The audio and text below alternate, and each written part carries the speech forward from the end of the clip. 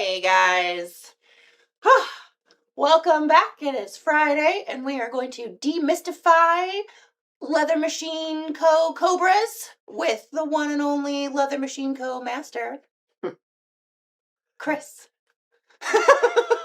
What, now you're scared to say his last name? I'm pretty sure there's more than one guy who knows how to work on this machine, but I'm the one you're stuck with today. The one. This is a class that you teach. This is a class that I teach at every trade show that I go to. Yeah. With the exception of the Vegas show coming up, there wasn't a spot for that. But that notwithstanding, all the journal shows I teach this class. I've taught this class so many times, but I still need an outline because I forget stuff. When you have the outline, I printed I off for got you. the outline over here. And then I have it in the YouTube chat. There's also the outline, and I'll put it in the chats of Facebook and Twitch. There you go. Well, and I think the thing with sewing machines is like being consistent. Like you need to, if you have a problem, check your thread. Right. Like, like run through all of the things. Right. Because most likely, like, just something has gone awry. Something has popped out. Did you rethread the machine and not get something back in attention? Your thread spool will get hung up, and it'll all of a sudden you're not stitching right. So you literally start from the beginning. Like, is my thread under the spool? Right. Yeah. Right. But, alrighty. We got a class 4 and a class 26, guys. Yes. And you can only see one of them. Oh, the other one's over your shoulder. Because we're going to start on the 4. We're going to start with cleaning and maintenance. All right. Which one do you want to look at? Well, if we can kind of get both of them maybe in the wide shot, and then the narrow shot, we're going to have to just move quite a bit, I think. Yeah, I don't know how. Switch a lens. Hey, Frank, I just sent you an email.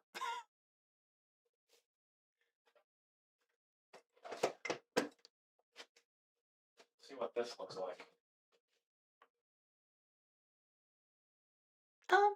What's up? Maybe if we rotate just a little bit. That way. Yeah, that Straighten them up and there we go. That's good. That I think that's pretty all right. Okay. All right. Okay.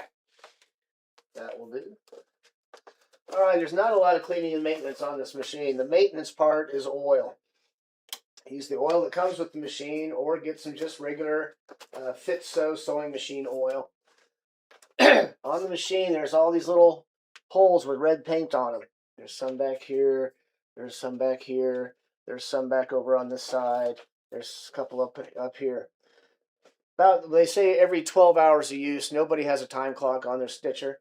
You know how much you use your stitcher. If you're stitching all day, you're going to oil it probably once a day or once every other day.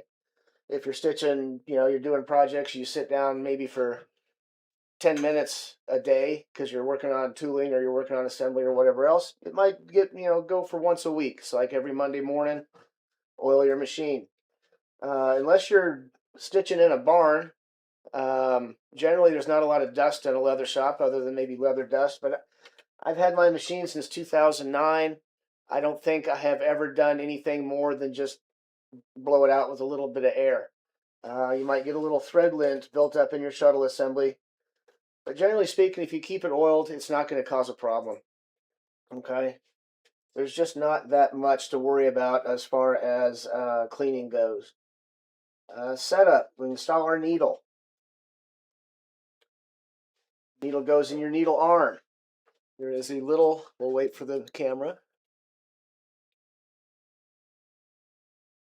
Use this to point with. There is a hole in the needle arm, right above the screw that holds it in there. Let me see if I can get a little closer. Okay. I'm not gonna make them. The light better also, maybe, I don't know. Not gonna make them get sick by me moving it all at once.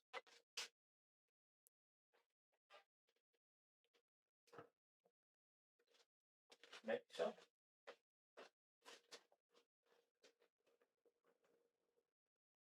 There we go. So right there above that screw is a sight hole. And that sight hole is so you know where that needle is all the way to the top. There's no guessing. If you can't see it in there, it's not all the way in. So make sure you can see the needle in the sight hole. The most critical thing, so I can see, the most critical thing with this installation of the needle is that we have the kerf, that's this little flat spot in the back of the needle is in the throat of the machine, pointing towards the back. There's a groove down the front of the needle that the thread hides in when it's going through the leather. That needs to be absolutely to the front. If it's a little twisted, the hook won't catch the thread and you will miss stitches. It has to be in there just right. So when you install a needle, always get a scrap and run a test. For anything, always get a scrap and run a test. It is absolutely critical that this needle is in there squarely. Otherwise, like I said, it's not going to stitch. If you have a challenge where you're stitching along and it'll drop a stitch or two, then it'll pick them back up, that is absolutely your needle's not quite right. Just take it out, put it back in, run some more tests, and you'll be fine.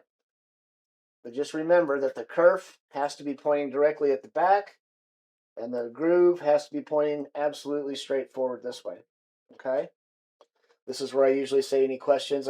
If there are some, type them in. I haven't seen any yet. Okay. Thread path. We have our spool back here. Goes up through our arm. It's real important that it comes up so it pulls the thread off the spool correctly. If you try to run it straight to here, it's going to want to move that, rotate your spool as the thread comes off. That's going to increase your tension. It's going to be inconsistent. Our thread's going to go. We're gonna keep Tony on his toes today, running back and forth with the cameras here. Yeah, machines are always a lot of fun. All right. If we can just kind of catch the, yeah, this whole area right Hey, here. Isaac, will you turn off the picture-in-picture and go to 1 real quick? And let me change the lens. Otherwise, it's just going to be a big white screen. Good? Yep.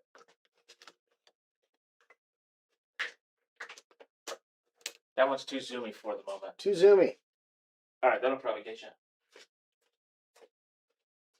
And then down a little bit, Tony. All right, you can turn the picture back on. All right, very good. We're going. All right. I'm gonna step over here behind it. All right. So like I said, we come up through our. We'll just call this our thread tree.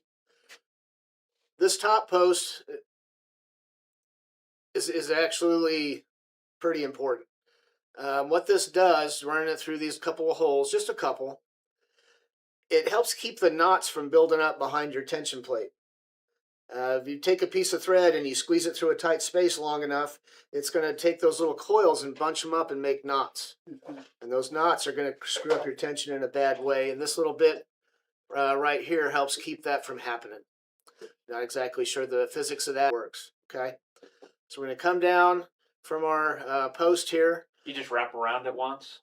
Just once, just like it is right now. It goes in one hole, wraps around, goes the same direction through the next hole, and that little bit of friction right there, I guess, keeps the thread from knotting up. I'll tell you a quick story. I was at Jesse Smith's house, famous saddler, Stolman recipient.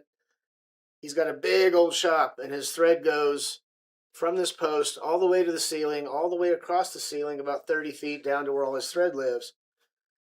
And I said, Jesse, why do you have that so far apart like that? He says that by the time it gets down here, all the knots have worked out. I don't have to worry about those knots. Okay. Wow. So, all right. So we come from our little post here. We come into our first tensioner. There's a little eyelet back here. We go through that little eyelet, and we go clockwise through our tensioner back through the same eyelet, which this is not done that way. So we're just going to rip it all out and do it right for you guys, just to mess your brains up a little bit. Would it be? Can I just slide this one out of the way and we'll just Turn it around. turn to the back side of it? All right, that's probably good right there. Yeah. All right. Perfect. Okay. See where your arm ends up. Go right down through that tensioner. Back through a little eyelet and back there. We're going to go down to the second tensioner. And this one, we're going to run counterclockwise. Twice. And on that second one, we're going to come right back up through that little thread keeper deal. Technical names, always use the technical nomenclature.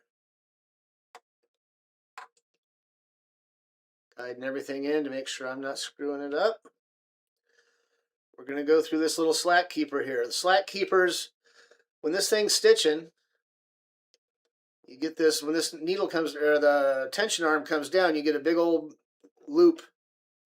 And if you're not using all your little slack keepers just right, that loop's going to get hung up on stuff and ruin your day. So from that slack keeper, we come up to the tension arm.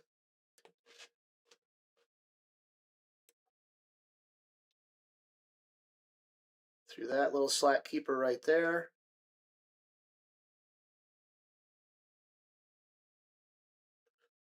There's a little springy deal right here. We're just going to take and run this. Maybe. There we go.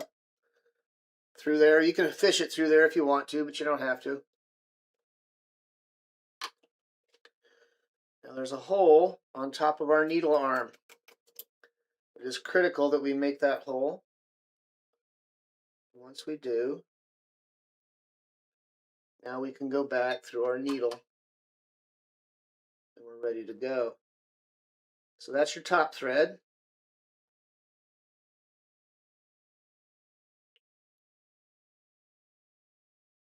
And this whole class is on my YouTube channel. And if you watch that, I want you to notice that I stand here and do this on camera with my left hand only. I thread the whole machine. Took about 3 takes. It wasn't easy. Alright, we'll talk about our bobbin, which is just about out of thread. We put our bobbin in. It's important that we're going counterclockwise. We're coming off to the left. Okay? So it's over, I guess, over the top. Over the top. And then pull it down and make sure that it's inside that little sheep's foot right there. That sheep's foot, this whole plate, is your tension plate. Okay? We'll get into tension here in a little bit. But make sure it's through there. And as we found out in class about Tuesday, maybe it was Monday, it doesn't work worth a darn unless that's in there. Okay? And then to get it up, get your top thread up. We're just going to reach down there and use our...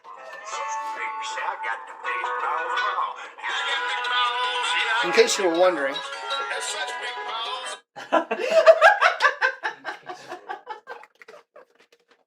That's good. All right. We should be able to just pull that up. And now our threads are on top where they belong. Okay? All right, thread path, bobbin, winder. All right, it was a little bit difficult to see that, so you just rotated the flywheel to do a stitch. I just and always run your flywheel towards the front of the machine. Forward. I'm standing behind it, so it's a little weird. We pull the bobbin out again, and I'll do it as a. We were listening to the song. Got distracted. All right. Say when. Go ahead. Slide it in over the top. We're going to slide it in, again, over the top or counterclockwise. Put that back in. Make sure we're on our little... I'm going to run out of bob and just get this thing in here. There we go. Shouldn't be that difficult. Typically isn't. And then we'll run our flywheel forward, always forward. Make sure you hold your top thread. And we pull our threads right up to the top, just like that. Okay? Hopefully that was more better. More better. All right, let's spin around here and talk about the bobbin winder a little bit. Yep. The one that comes on the machine. Yeah, not this one. All right. Anyway, here we go. So we got our bobbin installed here. We've got a little hole on both sides. That hole indexes onto a pin that's on the little plate right here. There's a little pin right there. And that's what's going to drive your bobbin, is that little pin. Make sure it's on there. If it's not on there right, that will not close. Okay? Obviously, this little deal here is to just hold your thread while you're idle. But the other key point is, can we get it when it's coming off? The part that we forgot, that we didn't understand, was that little pin or that little dealio over there. The Which thing on to the the front of left? the machine. This? No. Oh, this. Yeah, let's talk about threading it through there. Yeah, that was the part that we forgot. We didn't understand that. All right. Zoom out a little. Yeah. Yeah. There you go. All right, so we got two places to put thread back here on our tree, and that's very intentional, so we can run our bobbin winder simultaneously. So we run our thread through this tensioner, and I've never adjusted this tension. I've never had a need to adjust it. I just left it the way the factory set it. We're going to go around that again counterclockwise through this hole, through the tensioner, through that hole. Over here to our, we're just going to call it our aimer, our sight, okay? If this, there's a technical name for it, I don't know what it is. But at the end of the day, if this moves back and forth, it swings back and forth, needs to point right dead center on your bobbin. If it's pointing a little bit out like this, it's going to load the bobbin on one side. If it's pointing towards the machine, it's going to load the bobbin on the other side. So it's critical that we get that, that we use it to begin with. That's key. And it really doesn't do anything if you don't use it. That's a fact. All right.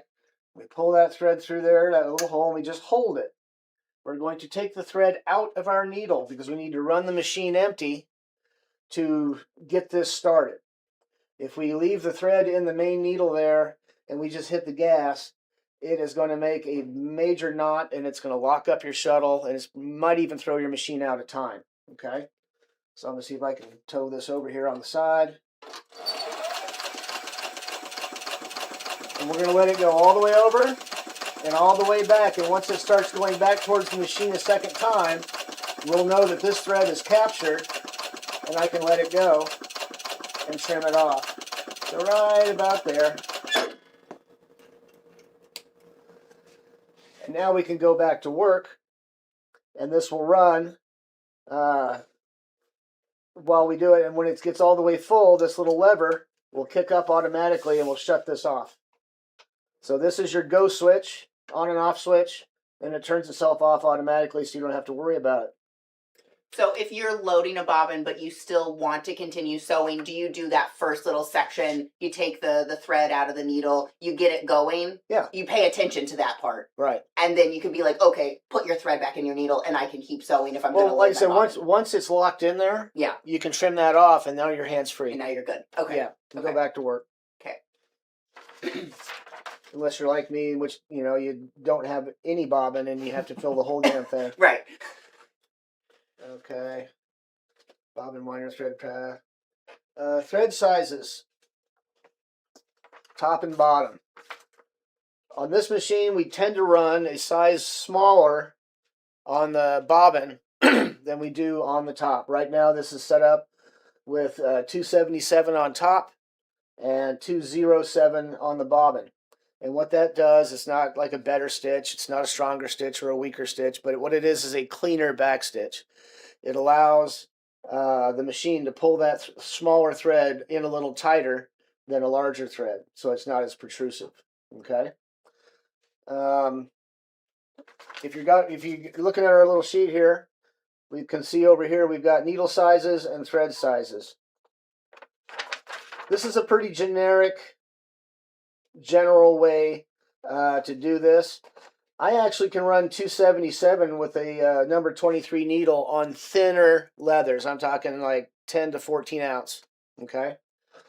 If you start getting bigger, thicker thread or thicker leather rather, you need to go to a larger needle because the small needle in a thick piece of leather is going to create too much friction. It's going to burn your thread and it's going to break.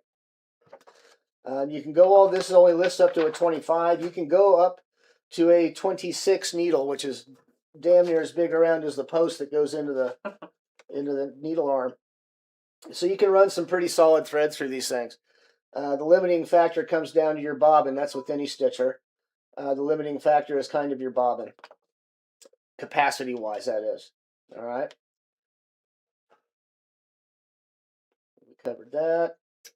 And this sheet is available for you to download. Right. This is out there. Chris, somebody asked if you ever use pre-wound bobbins, so I don't. You want to discuss? That's Yes, not an option? absolutely. I use pre-wound bobbins any chance I get. They're just convenient. I believe there's more thread on them because of the way they engineer the thread path on the pre-wound bobbins.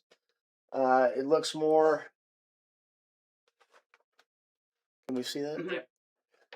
You can see how this is kind of goes at angles, and that's very much engineering to make sure they get as much on these things as possible. And that's how your pre-wounds come. So I believe you get a little more thread per bobbin on a pre-wound than you do doing this. Where are you finding your pre-wound bobbins for the 3s and the 4s? From Leather Machine? From you guys don't sell them? I was going to say from you. We might have like a couple, but I don't. Otherwise, yeah. If Springfield doesn't have them on their website, go to leathermachineco.com. Okay. They have all the thread colors, all the pre-wound bobbins. That's kind of. I always like to get my materials for this machine from the place that sold me the machine.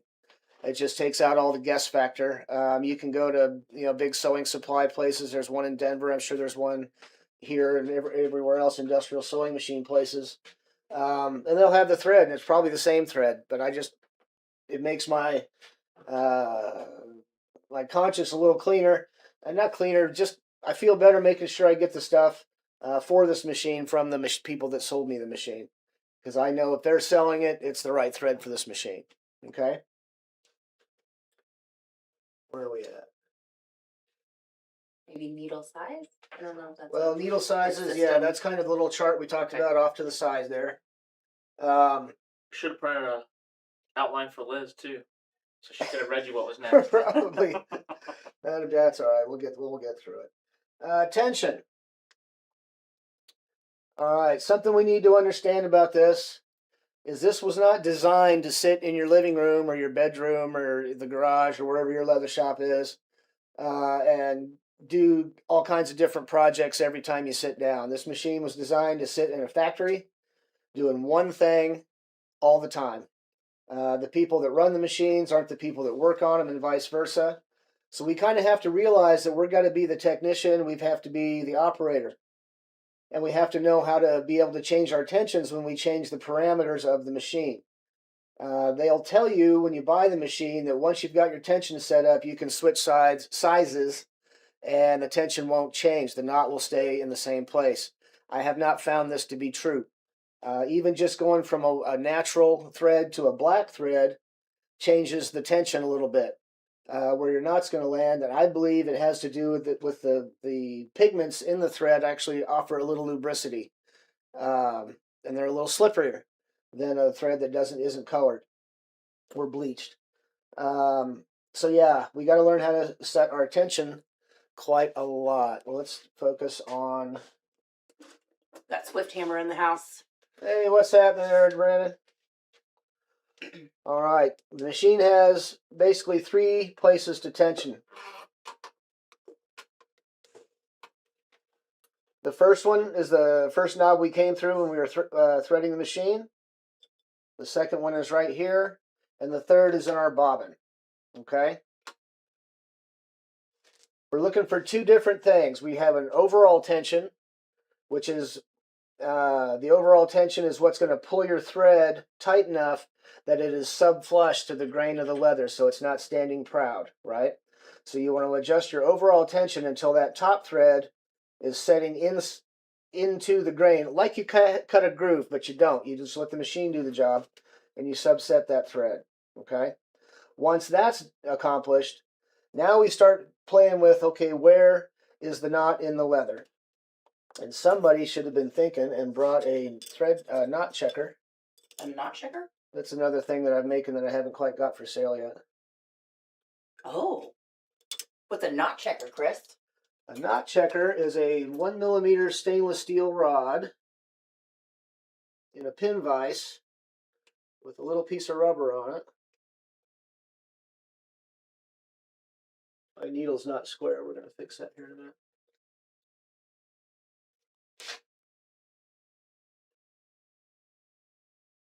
Oh, for goodness sakes, go through the hole.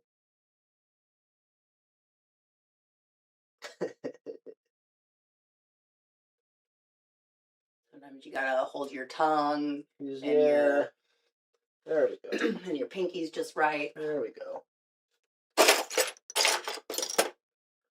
We're going to square that needle up just a little bit.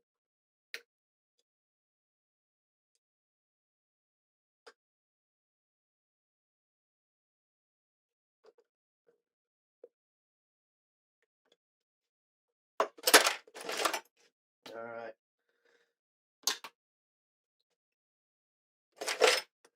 Looking for anything.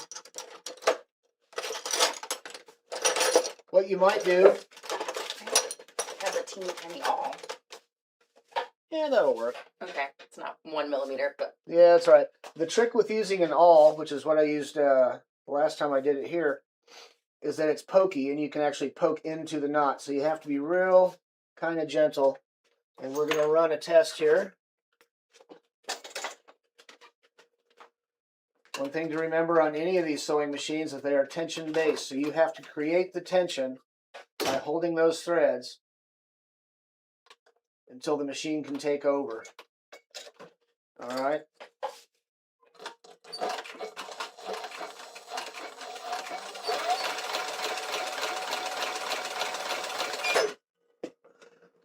We take the leather out.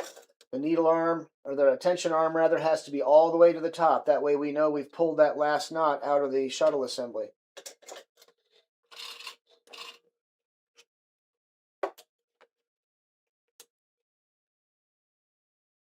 Okay.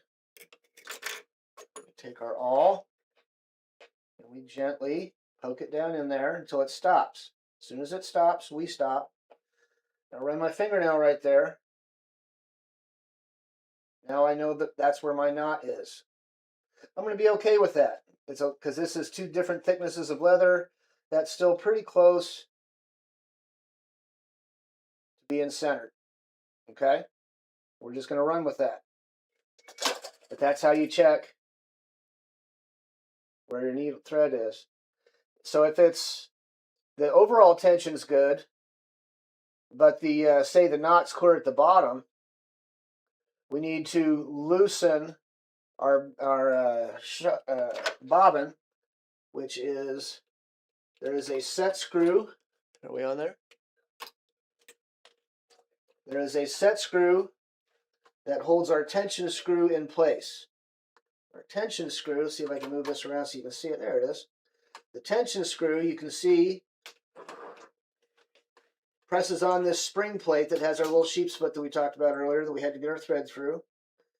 So we can take this, and the way I kind of start my life is I'll take and run it all the way down and come back a half a turn. And that's my standard. I will test. And then I'll adjust from there. Okay? So that little deal, that screw right there, but make sure you retighten your set screw. Otherwise, it'll fall out and you'll lose it forever. And you'll never be able to maintain consistent tension without that set screw in there. Any questions on in the world of out there about what I just talked about? Kevin asked how much torque did you use on the needle set screw? Not a lot. I mean, just a, you know, once it bottoms out, give it a, a little quarter turn. That's plenty of tension on the. Beep it in there. Yeah. Beep. Yeah. Okay. We don't have to hammer on it. It will strip. Okay. That's all we got. I don't have Facebook. I have an account. Yeah, it's just type in my name. It's Tony. All right. Oh, you mean to see the chat? All right. So let's talk about. Let's say you've thrown your machine out of time. What if the knot comes to the top? We got to. If the overall tension is right, the knot comes to the top. We need to tighten our bobbin. So is that where? So this is mostly your overall tension, and this is mostly your balance. So the bobbin is where you're getting your needle back to the. You're moving your knot with that. Once your overall tension's good, that's where you're going to move your knot is with your bottom. Okay. Okay. Let's say you're starting from zero. Everything's gone. Everything's been loosened up. Maybe the kids came in and turned all the screws. I don't know. And we have to start from zero. When you get your machine, or if you have a machine and it's running right, what I like to do is take a steel rule and measure. Oosh, that's square out flush. So what is wrong with you guys? Holy cow. How does this machine even run? You've been running it. I know. This is why I ask about the knot position, because I know that back there they are moving their knot with those. They are running, these have zero tension on them. Which is pretty crazy. Because the overall tension is pretty good. But anyway, there should be a little bit of screw sticking out of there. And if your machine's running right, and you put a steel rule in there, you can measure how deep that is, or how far back the face of that nut is from the tip of your screw. Write that down with a Sharpie somewhere on the machine, both of them. Then if you get completely screwed up, you can always go back and use your ruler to get back to that same spot. And again, down here we do that by going all the way to its the screw seats. You don't torque it, you just go down till it naturally stops, and then you back it off a half a turn, and then you start testing and adjusting. Okay? People get lost in the tension in this machine. It's really not that hard. If we can understand that A, we need to first set the overall tension to make sure that this is flush, or sub-flush rather. Can you turn it towards me a little bit? There you go. There you go. Sub-flush. All right. And then we can start balancing our knot.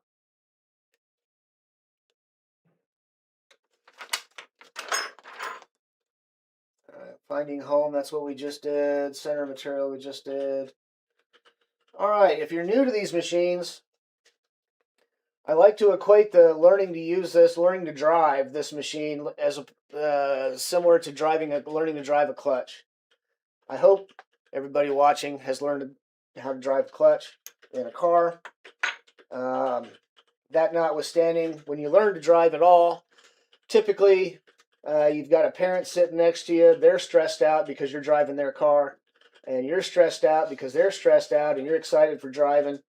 And so you dump the clutch and you kill the car, and you can't figure out how to go uphill when you're stopped, and you're stressed out because someone's yelling at you, and you're moving all your hands and feet at the same time.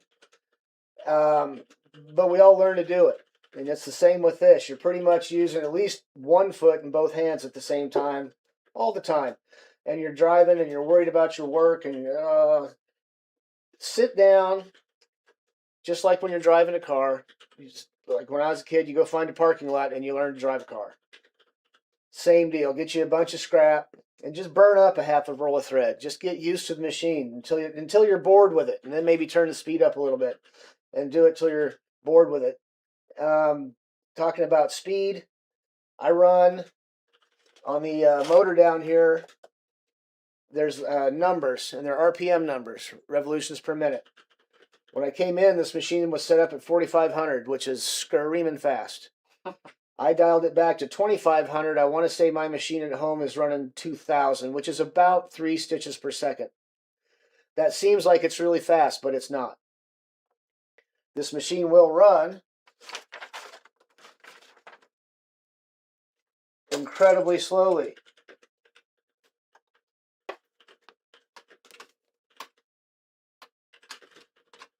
By the way, it's critical that this thread is coming out back through the foot.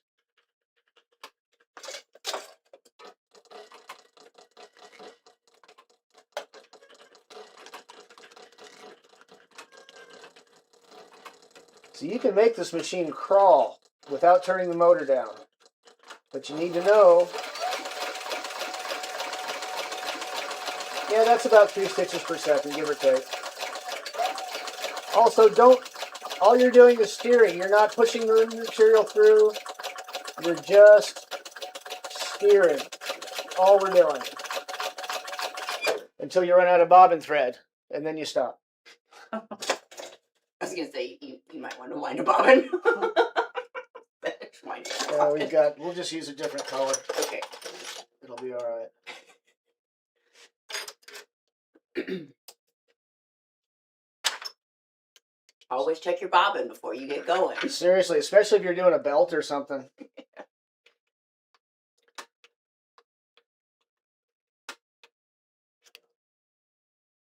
Little fat fingers can't get in there anymore. Those are aluminum. They don't magnetize at all. Right.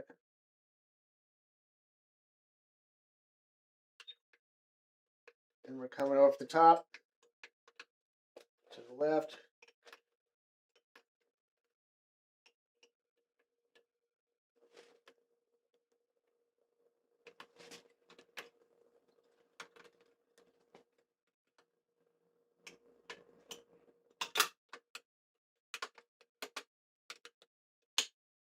There we go.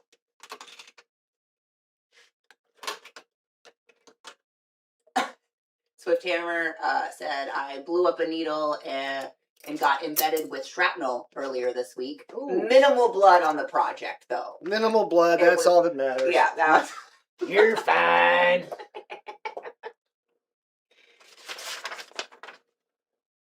Alright. This machine, getting back on track here, this machine requires focus. In my shop, the rules are, if Slick is on the machine, you can wait. Whatever needs to be said can wait until I stop sewing. You don't want to be messing around, watching TV, talking to somebody while you're stitching. Pay attention to what you're doing. You can be off your line that fast, and you can't unstitch a hole. I mean, you can take the threads out, the hole's still going to be there. So have a lot of focus. I'm going to talk a little bit about, I have a copy somewhere from like a 1949 Singer sewing machine manual. On the last page, it says, ladies, it's very misogynistic because women sewed back in the day. Ladies, when you sit down to sew, make sure you have your nice, you're not in your house coat, you're dressed well, your hair's done, your makeup's where you want it to be. You don't want to be worried about someone coming to the house while you're stitching because you're not made up. It literally says, I'm paraphrasing a little bit, but this is literally what it says in this manual. Make sure the kids are fed, all these things, all your chores are done. You want to clear your mind before you sit down and stitch on these machines. Sure. And while it's, written in the 1940s, it's still kind of correct. You don't want to have your problems on your mind when you're stitching. You want to have complete focus on this machine. A friend of mine, he's an absolute professional leather maker, full-time. Ran his needle through his finger, stitched his finger, because he wasn't paying attention. Mhm. Okay? I don't know how much that hurts, but I'll bet it's a lot. You can ask Ryan. He's Ryan done did it it. here. Ryan did it? Oh. In I had the a- middle of a demo. He said it didn't skip a beat. Oh, no. It doesn't carry fingers. Yeah, no. I had a kid in home ec class in the 80s. Stitched his finger, but it was still in there, so I had to reach over. He was next to me. I had to reach over and finish the stitch for him. He was just like, All right, machine speed. We talked about that a little bit. All right.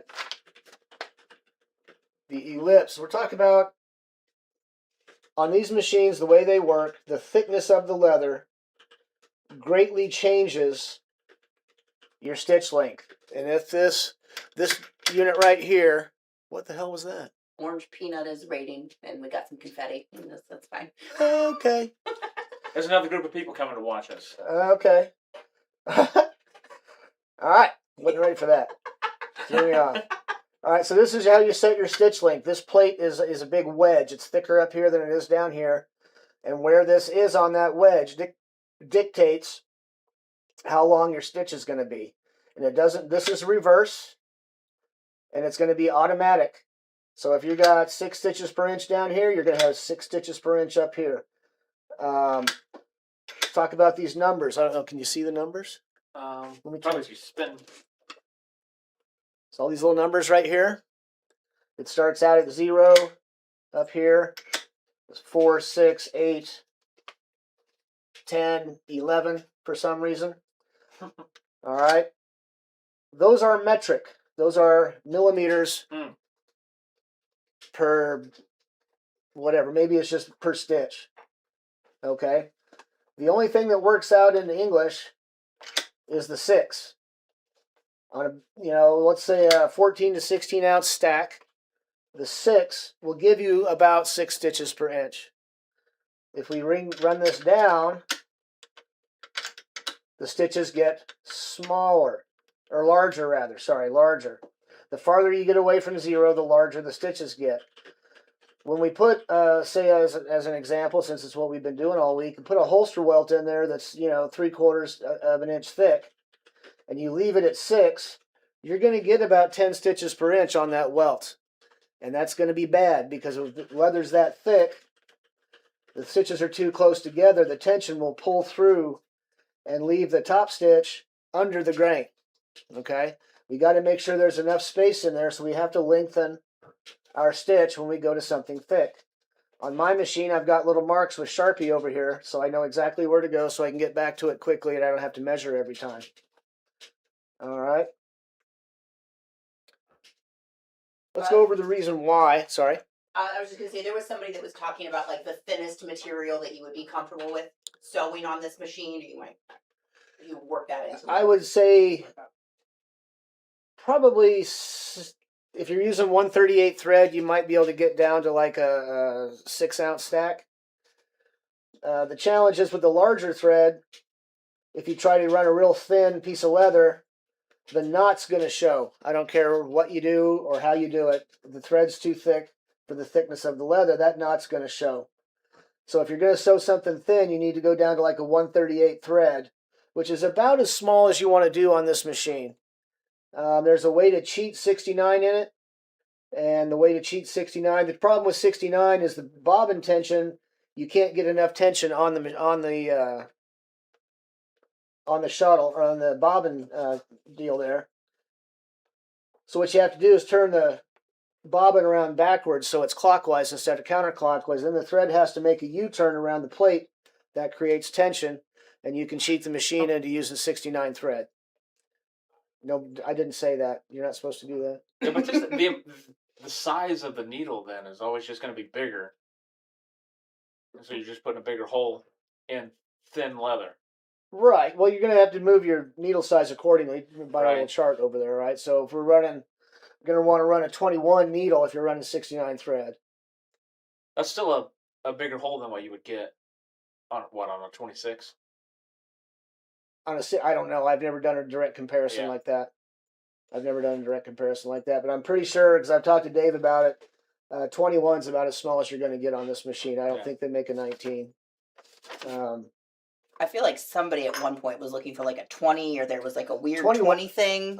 21 is generally the smallest one. Yeah, it was a few years ago. I think there was like a hoopla. Somebody was trying to find one. So let's talk about why the machines, the threads get smaller as things get thicker. This machine runs, where am I at? That's good, just right there. The needle comes up and it arcs forward on an ellipse. And then it comes back and comes up and arcs forward on an ellipse. And so it's basically dragging the leather through the machine this way, backwards, right? That ellipse, the needle's going to go straight down. As soon as it touches leather, it's going to go down. So the sooner it touches leather, as in a thicker piece, on that ellipse, it's going to stop and drop, and that's why the stitches get shorter. Okay? We just have to compensate for that. Anytime we thicken what's underneath the foot there, whether we're using one of these plates that we'll talk about in a minute, or whether we just got a big old thick chunk of leather, we need to make sure we adjust our stitch length accordingly. At home, I've got stacks and stacks of different weights and thicknesses of leather. I've got one that's 3/4 inch thick because I'm going to sit down and do a holster welt. I've got some that are 14 ounces thick because I'm going to sit down and do a belt or do the top of a cowboy holster.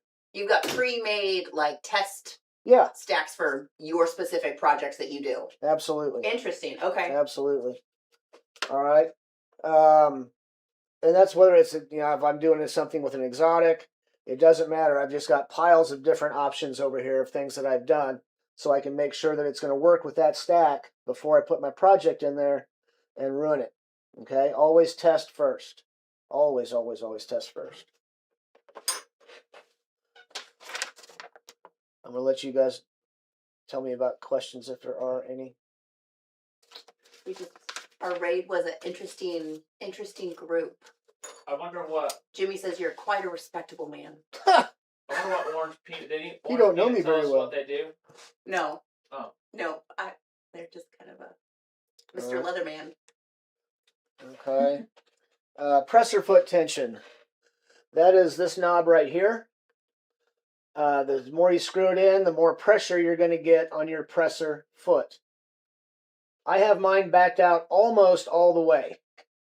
The farther it's out, the less marks you're going to leave, right? I don't think there's anything that I've done, and I do a lot of weird stuff on this machine, that has required me to increase the presser foot tension. If you want to have a little more, we'll talk about the feet here in a second, but if you run the double foot, now you've got twice, you've spread your pressure out. So you're holding your work down, but you're not leaving the marks that you would leave with a single foot. Okay? There's some other good things about this double foot that we'll get into in just a second. The next thing on my list is feeding material. Do not feed the material. As I just demonstrated, the machine feeds it for you. That's what the whole walking foot bit is about. Between that and the feed dog, which is this unit underneath here that works with the needle. So the needle comes down and everything moves like this. So the feed dog is helping you move things through with the needle. If that made any sense at all. Yeah, do not feed the material. Back stitching.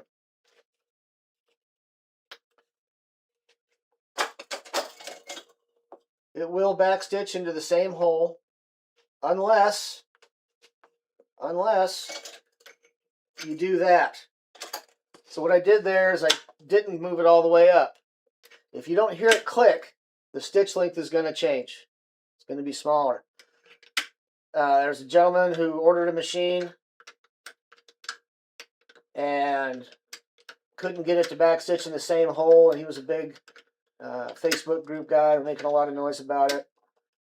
And the Leather Machine Co. sent him a whole nother machine, and it had the same problem. And the whole problem was that he wasn't going all the way to the top. He was stopping short. And then he was mad at the machine for not doing its job. That's all he had to do. User error. User error. And it almost always is. These machines are tanks. Believe it or not, there's not a lot of moving parts, honestly.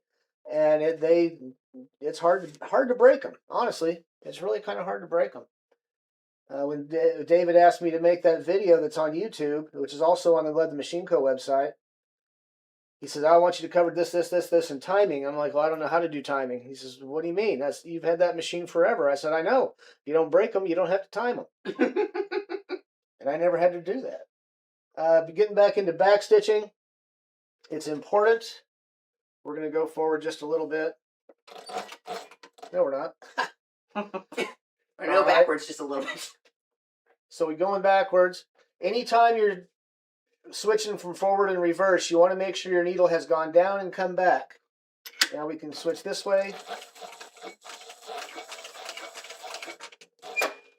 So if I want to switch into reverse, I want to make sure the needle goes all the way down and back up just a little bit. What that tells me, as soon as it comes back up, I know that my hook in my shuttle assembly has caught the top thread and I'm not going to drop a stitch. Okay? That's very simple. It's critical, but it's something you need to remember to do. Anytime you're shifting gears, you need to make sure that needle's on the upstroke. All right? That's the only real thing about backstitching you need to worry about. Talk about the accessories. We have this pretty cool guide. Why won't that go down in there?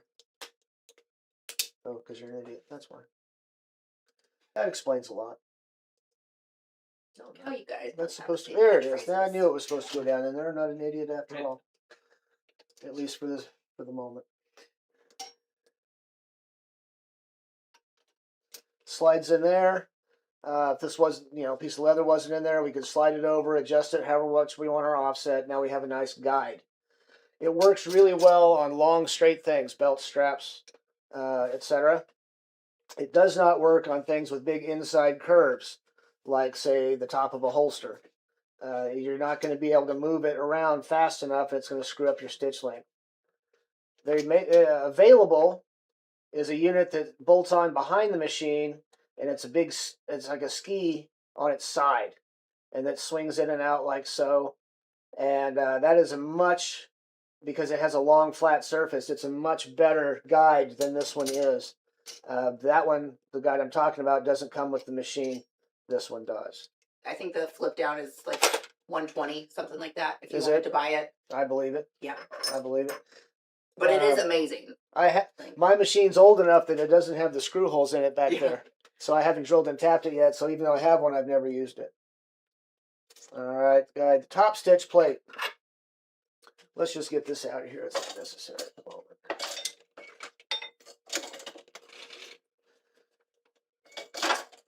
Maybe turn off the machine light. Would it be better for the camera? Mm-hmm. Okay. I mean, it is a very direct light, but. All right. All right. So this is your stitch plate. This unit right here.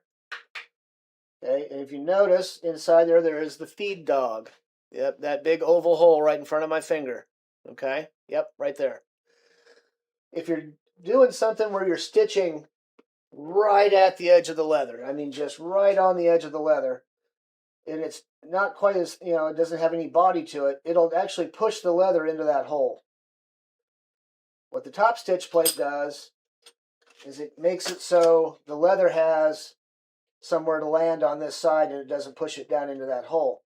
The thing you need to think about is that you have to remove this plate and put this one on there, but you also have to take the feed dog out or it's going to crash into the bottom of this plate and break your machine.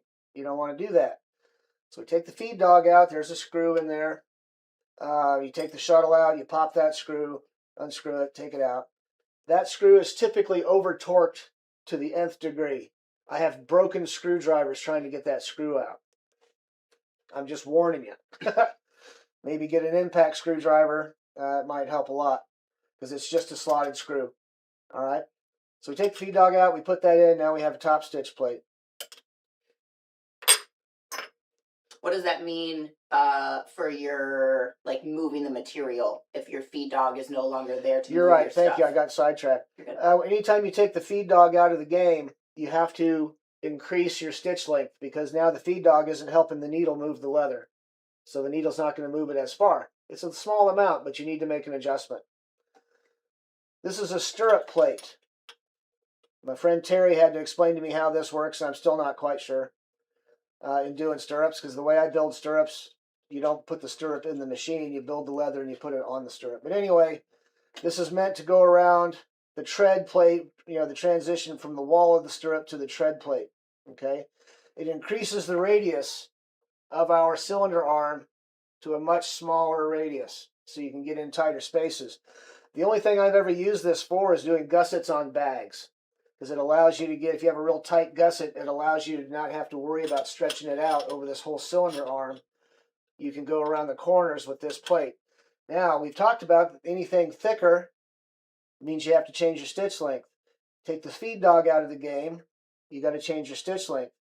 So this is a big change, because now you not only do you have whatever leather goes in there, but you have the height of the plate itself and a lack of a feed dog, which you also on this one have to take out or it'll crash. Okay? So lots of testing. Yes. All right. This one is called a holster plate. Liz, would you grab that black one-slot holster for me? Sure. Nope, Nope. one slot with a... Oh, this one? Yeah. Oh, because the belt. Thank you. Yep. All right, if we're stitching this style of a holster, make sure I'm on plate. Way back, you can't see it. What do you want? Maybe just a give me a wider. click. There we go. Is that wide enough? Give me Yeah, some but it's black on black. black on black on black. We said dark cave. So ideally, if you were making a bunch of these holsters, Okay. there you go. You would want to stitch this in a circle. What I've done here is I've stitched the seam, and then I have a separate stitch that does this. But if I was doing like 10 of these a day, or a number of production, kind of a situation, I would want to take this off, put this on, and what that does is makes a lift kit so I can get my belt loop past this casting right here. Mm-hmm. Okay. The beauty is it's hollow, so you don't have to fight the feed dog. but it still takes it out of the game. It still obviously doesn't do anything. It's just down there in space. So again, we have to compensate for the height and the thickness of our leather in our stitch length to make it consistent with what it would be without it. Okay? Does that make sense to everybody? I'll take your silence as a yes. All right. Stirrup plate feet. All right. The standard foot is the standard foot. You want your work. Typically, you want your work on the outside of the machine, and you want your foot to be on the thickest piece of the leather, not on this little trim piece out here. Right? Not on the offset. Okay. I don't know, what am I on? No, you're good. But can you lighten it a little bit? Because it's like black.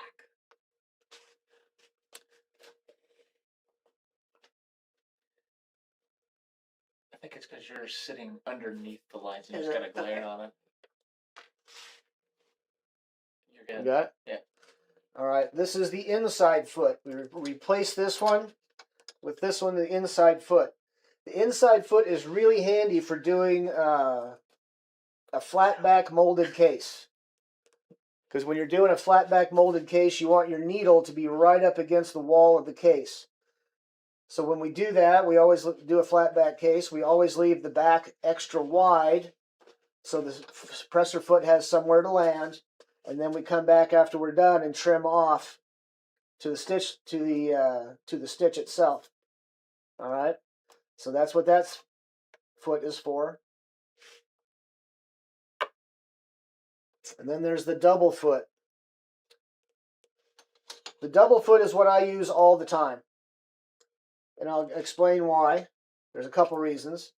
We're going to backtrack a little bit. The inside edge of this plate to the center of that needle is 3/16. So if you're lining up your work on the inside edge of that plate, you're going to get a 3/16 offset. If you put this in here, the inside edge of this foot to the center is 1/4 inch. Now there's a lot of times you got your work in here and you're going around corners, you can't see that plate. But you can always see your presser foot. And if you've got the edge of your work right in the middle of that presser foot, you're going to get a 3/16 offset. And if you're doing like when I do a holster welt, I'm going to move it over here and run it flush to the edge of my leather and get a 1/4 inch offset.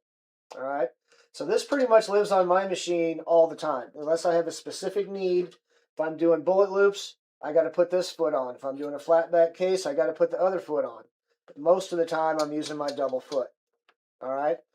Another thing, if you're doing holster work or doing something with a real thick edge to it, what I found out the hard way is that if you've got all your pressure on one spot, the other edge, the open edge, has to, like if you push down on a sponge, part of the sponge is going to open up over here because it's compressed over here. Leather's a sponge. Does the same thing. So you've got a real thick piece and you're at a 1/4 inch offset on top, that where it's expanded close to the edge now creates an easier path for the needle. So that needle's going to want to follow it and curve. So you're going to get like a 3/16 offset on the bottom. And it's also a real good way to crash your shuttle because that needle's going to get into a place where it's not supposed to be.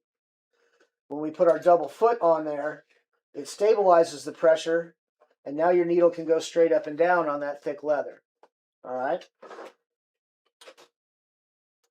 Also, what it does, if you're doing, because like a holster is a teardrop, and I notice in class a lot, I teach a lot of classes, that people tend to want to do this with their holster because their left hand doesn't know what to do. They haven't trained it yet.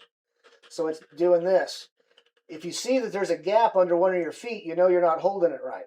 So it gives you kind of a visual reference of perpendicular. So you're going to have the holster here, and it's going to teardrop under and then come back up. All right. Any questions on the feet? These feet, anyway. We'll cover the rest of them in a second. Excellent. Richard says, thanks for better lighting. For better what? Lighting. Oh. All right. Let's talk about these feet for a second. Okay. This is if you're putting, say you're putting a fleece on a saddle skirt, you're going to want to use this feed dog. This feed dog has little teeth in it to help move that fleece through. It's got a smaller hole in it to keep the fleece from getting down inside the shuttle assembly and tying things up. All right. If you've got your fleece on top,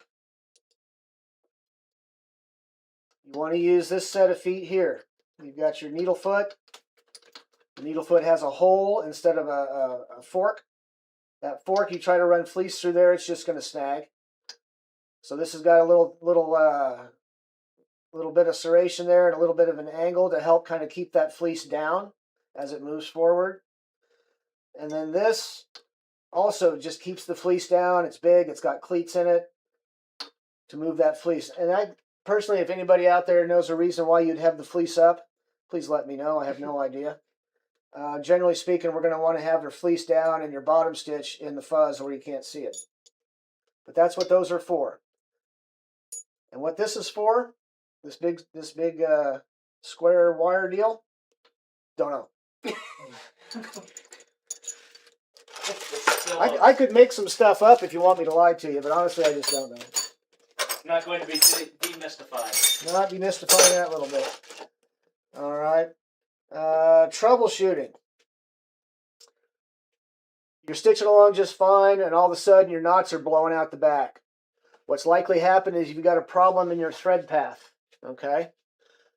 Sometimes, rarely, something weird will happen, and the thread will get caught up on the spool, and you look over, and your spool's hanging in midair. Right. Fix that. Make sure that path is right and smooth and nothing's obstructing it, and you won't have that challenge. We talked about the knots. All of a sudden your knots are blowing out the back, out the top. Check to see if you don't have a big wad of knots behind your tension, this first tensioner up here. Okay. Again, if you're using your post, it shouldn't be an issue. But if your knots are blowing out, you check to make sure that your thread path is free over here, and you don't have a bunch of knots built up behind your tensioner over here. All right. The needle is stuck, or the needle just goes down to leather and stops, but the machine seems to still be running. A couple of things. One, your belt tension might be off. This is pretty loose, but it'll still work forever and ever. The proper belt tension is just like on your car, for those of you who are old enough to have had cars that you had to tension your own belts. One belt thickness of play in either direction without, leaning on it is proper belt tension. Okay? If you can move this belt like this, it's way too loose, and if it barely moves at all, it's too tight. And too tight is going to wear your belt out faster, and it's going to lean on your bearings up here a little bit more. I mean, it's going to have to run a long time to eat these bearings. But you still don't want to run too tight. You want to just make sure this is probably 2 thicknesses of slot, and that's fine. The machine will run. But one thickness of movement either direction is typical for what you want to set your belt at. The other reason it might be slipping, how is your hand wheel on backwards? It's literally on backwards. I don't know.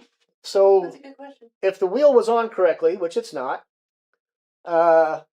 these screws in here would be out here. And if those get loose, the wheel's going to spin, but the shaft in there is not, because there's not a positive connection between the two. Okay? So the belt should be on the outside? Yeah, this whole wheel should be turned around. That little, let me get something to point with. That little boss right there, that last little bit of beige, that's where your needle positioner bolts onto, out here.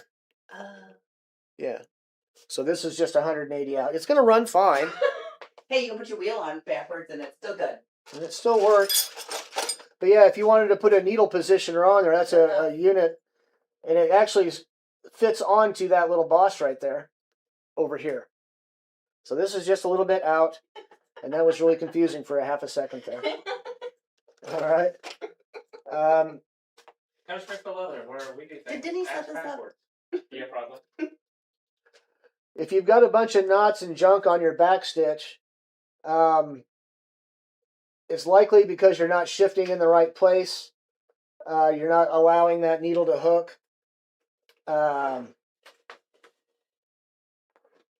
Something is awry.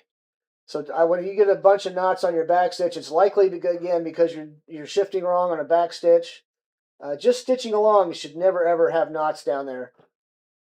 But when you do shift wrong and you do get a bunch of knots in there, if those knots get caught up in your shuttle, it'll lock the shuttle up and the machine will keep running and it'll throw it out of time. Okay, we're going to talk about timing in a second. Actually, next. All right. So let's say we've knocked it out of time. There's two places. You might want to aim down just a little bit, Tony.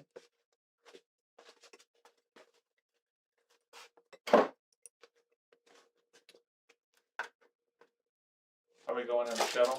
We're gonna deal with this entire front of this deal in a second. Once I talk about this one, yeah, we're gonna get real nitty gritty down here. Okay. I think I'll just take this plate off.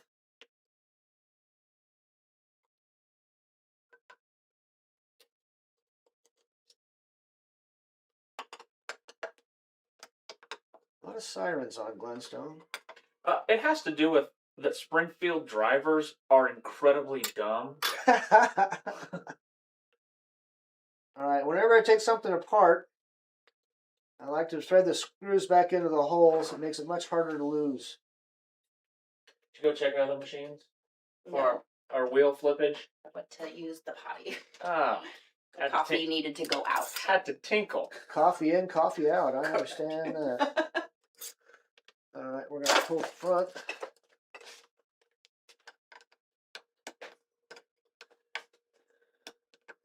This is what I'm talking about, things being over-torqued. They put these in with machines. Gosh darn it.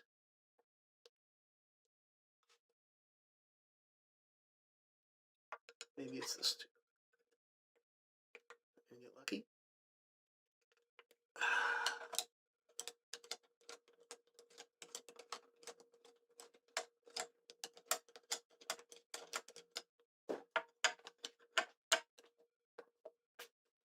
Come on.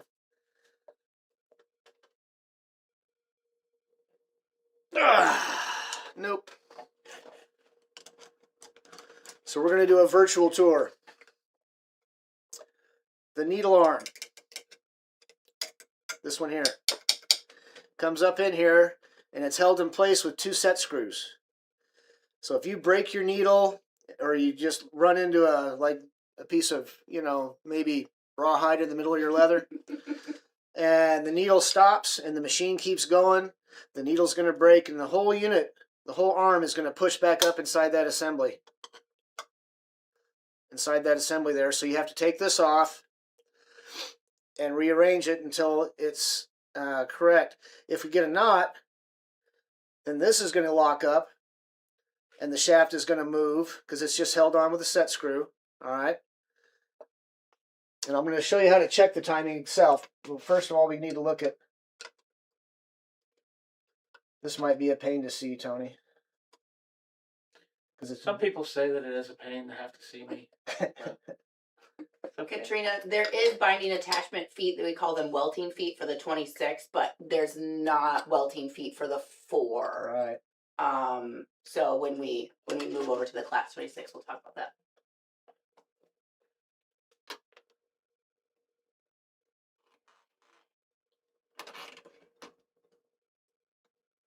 Where are you?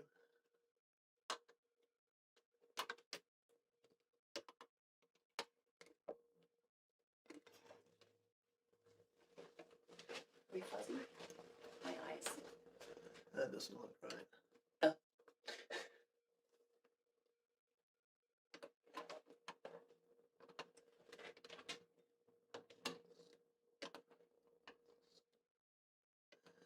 All right, there it is right there.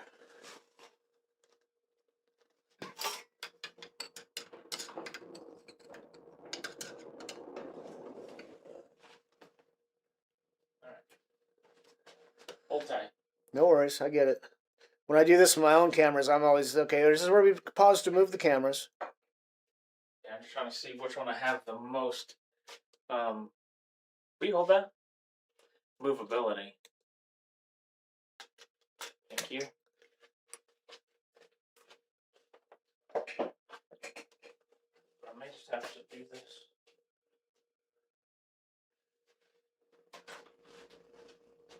I just take it off the tripod and point it in there. Yeah. I just gotta get power to it. I mean, battery, but they tend to die.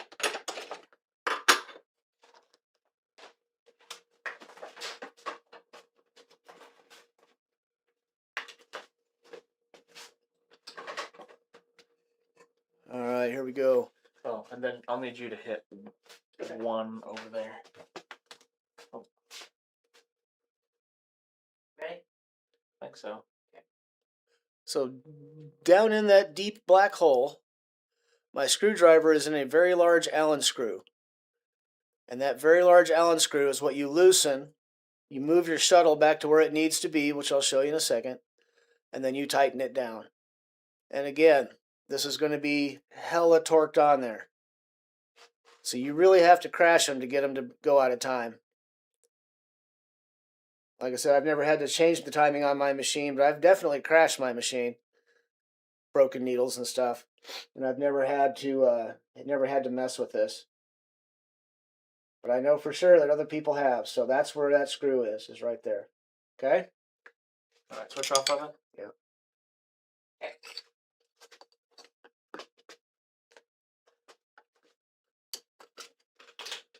Sorry, I just didn't want to make people sick as I move the camera.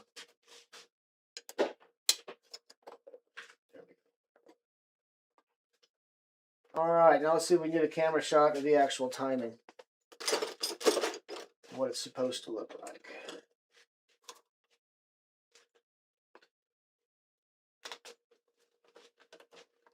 Thread out of there.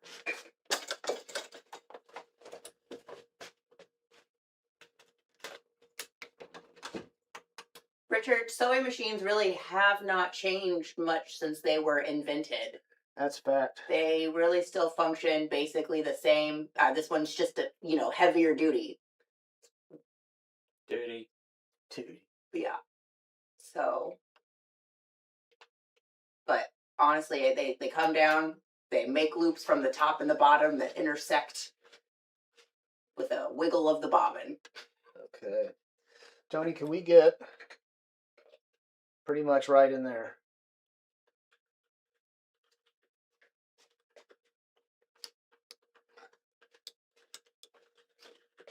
Let me get shorter.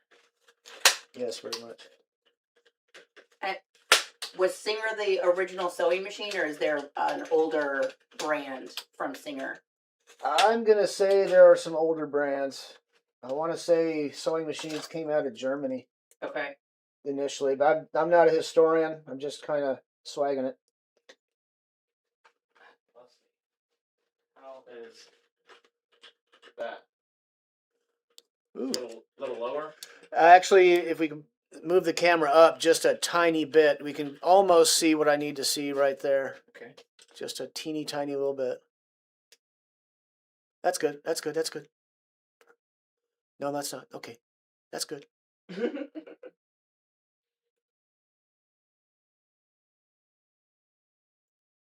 Yeah, as much light as we can get in there. Cool. I think that'll work.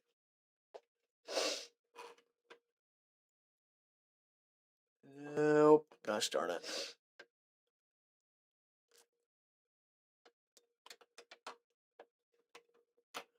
Try to visualize what the...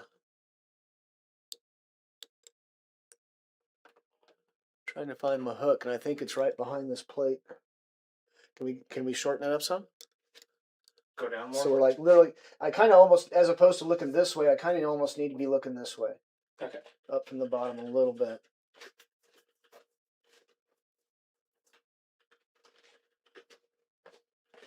Or shorter. More shorter.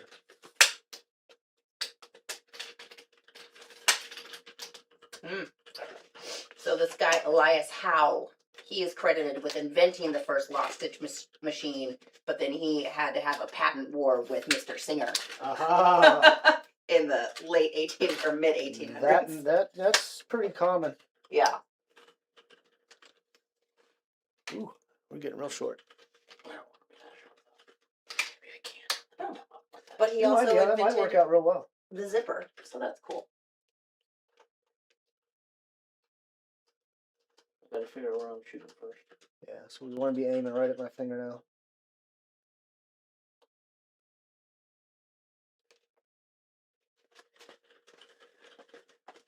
What a great little song and dance this is. Manual focus, because it doesn't like that.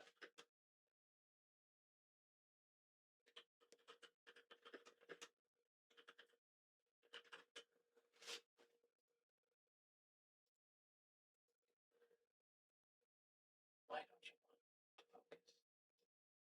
Looks like there was a couple earlier editions that didn't end up being as workable or as friendly in the late 1700s.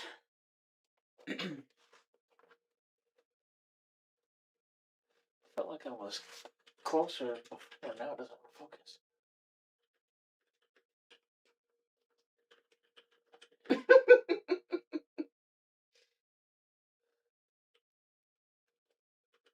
Okay. You want to try to take a picture of me squatted under another tripod? Okay.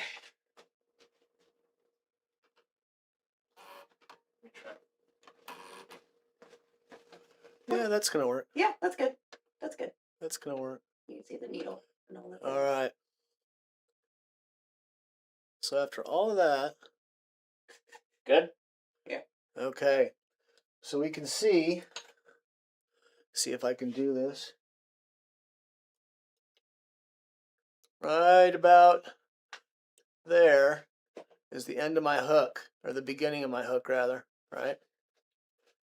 So what we're going to do is we're going to run the needle down. You can see it in the camera. I'm trying to do this on camera here, so right there is bottom. That's the very bottom of stroke. The hook you can see is behind the needle a little bit. As we come up 3/16 of an inch, the needle meets the hook meets the needle. If that relationship looks like that, it's in time. If you go down, you run your needle all the way down and come back up, and the needle's way behind, or the hook's way behind, or the hook's where it's supposed to be and the needle's not where it's supposed to be, then you have to decide. If the hook's not where it's supposed to be, we got to adjust the hook. If the hook's where it's supposed to be and the needle is not, we got to adjust the needle arm up in here, or up in there. Okay. But that's the relationship you're looking for, is that 3/16 up, that hook touches that needle. Not past it, not way back here, but right there. Okay? You might have to visualize 3/16 of an inch. I'm not sure how you'd get a ruler in there to measure that. But that's what it looks like. All right, any questions on timing? If not, we'll move over to the 26. Okay, we'll move over to the 26.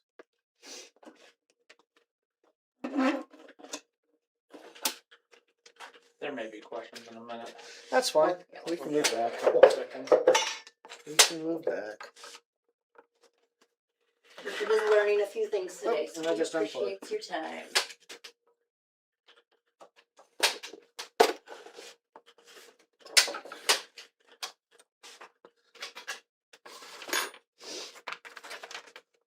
All right.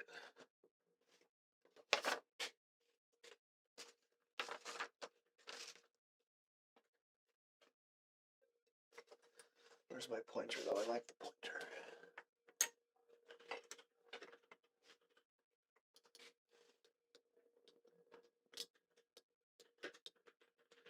All right, I think I'm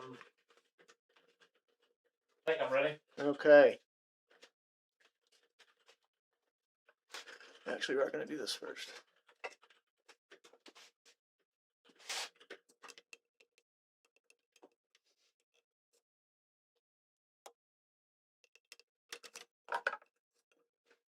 There it is. Okay. Yeah, might have to. We're always trying to look into a cave from a brightly lit room, so bear with us on that. All right, so we're going to kind of start back at the top of the list. We'll skip the parts that are a little less technical. Oiling this machine, same deal. We find all the little red, little deals with red paint on them, and we put a couple drops of oil in there. If you stitch all day, maybe every day. If you're stitching a little bit every week. Even if you're not stitching for a whole week or 2 or 3, and you come back to your machine, the first thing you want to do is oil it, either machine. Because the gravity works and the oil will drip off the machine. All right. The one thing that's different between this machine and the other is that right there, and I'm going to move it. Let's see, can you turn towards me just a little bit? I might be able to see him with this one. We're looking right back there. All right. You can kind of see that bushing moving back and forth, and you see that diagonal. Nope. Well, maybe. See that diagonal rod right there. Okay. Yeah, that's good. Right there. We're done. All right. So we need to put a few drops on that bushing where it's riding on that diagonal rod back there. Okay. Everything else happens from the little red spots throughout the machine. I think there's 22 of them on this machine. Okay. So that's the only real difference is you have to oil this manually. Okay. You can see over here you've got these wicks. If you put there's a little red, a hole with a red paint on it right there. That oil is going to get into that wick and it's going to travel down where it needs to go. Okay? Don't mess with them. Don't take them off. You don't need to oil them directly. Just stick with your little red spots. We're also not going to cut it off. And that bushing. Yeah, you don't want to take it off. It really needs to be there. It's there on purpose. Okay? Don't mess with that. Cleaning, same deal. Blow it out. You can see there's a little buildup of leather dust in here. Just air compressor, one of those canned air things you get for your keyboard. Just blow it out of there. And it'll be fine. Now, if you live in a really, really dusty environment, get a cover or make a cover. You might know a leather worker. All right. All right. We're going to install our needle the exact same way. It's got a sight hole. The kerf goes to the back. The groove, the thread groove goes to the front. It's got to be in there just so, just square. Otherwise, you're going to drop stitches. If it's real bad, you won't ever catch a stitch. If it's just a little off, you'll lose a stitch, 2 or 3 stitches in a row out of like maybe 15. And I tell you, that's really, really annoying because you typically don't realize it until you're done. So, like I said, when you put a new needle in, test it. Run it back and forth quite a bit. Make sure that needle's in there squarely. Thread path. All right, same deal. We come up through our tree. We come through our post. Apparently, we go around this light.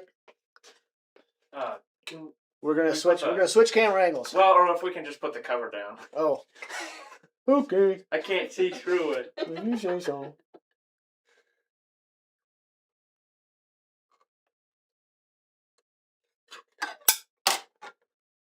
I was trying, but I don't have my X-ray lens on. Well, dang.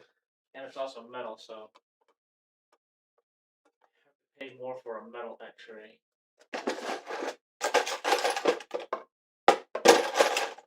You only had the one thing that needed to go through, right? Yeah, I'll put in Frank's here a little bit. He said go ahead and snip. Okay. There you go. I was just making sure. I was looking at the like only one was.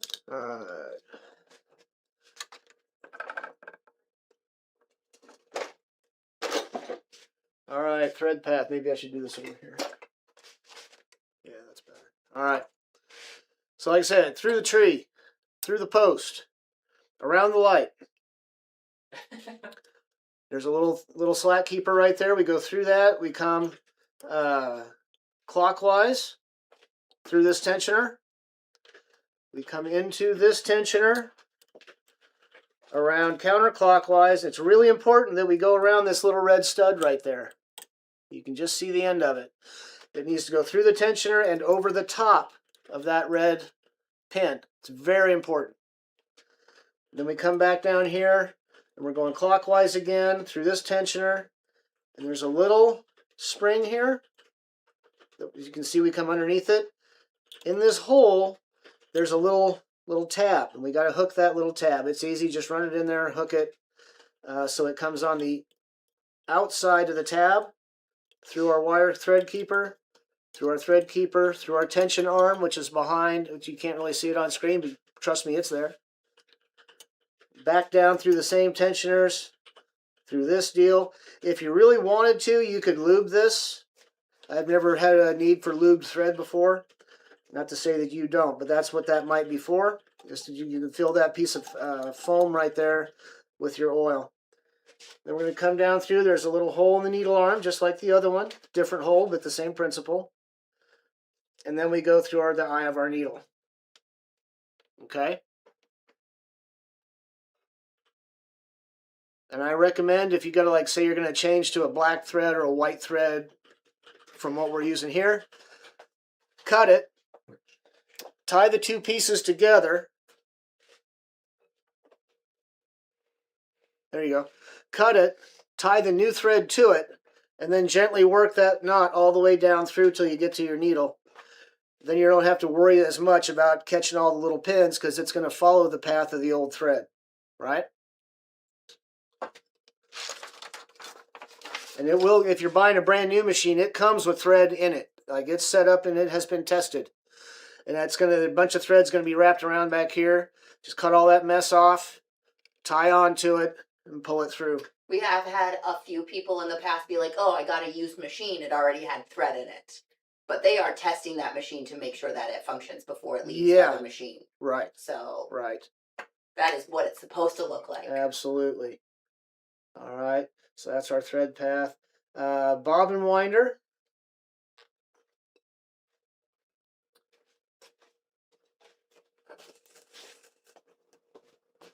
We had a empty bobbin over here. Conveniently enough. Do all this so you don't have to work around a bunch of crap.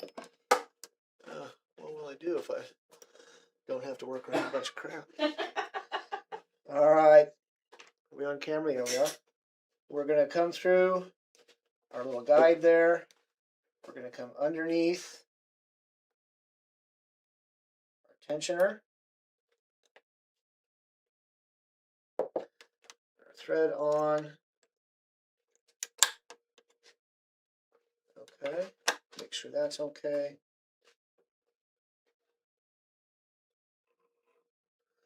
All right.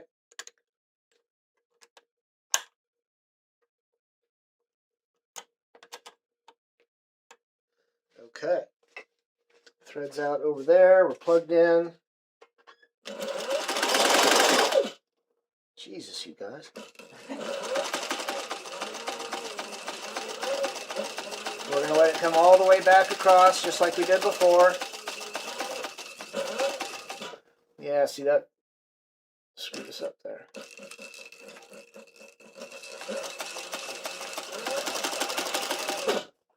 Alright, so now we've got our threads caught. Trim that off. Rethread our needle. And go back to work. And that will kick off when it gets full enough. It'll overthrow that and turn it off. Okay? So we'll just leave that on there since they apparently need a thread. I need one of those. Okay, so that's the bobbin winder. The shuttle assembly.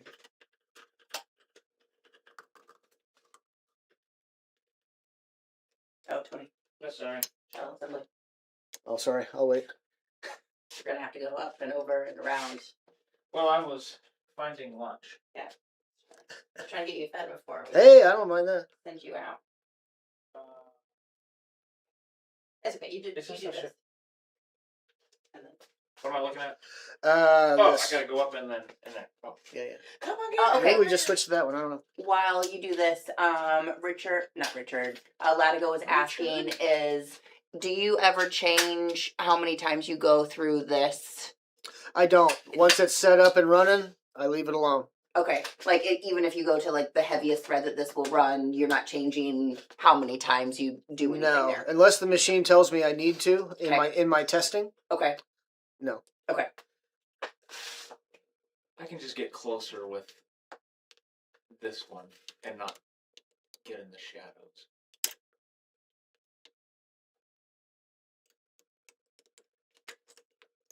Okay, I think I'm seeing all these.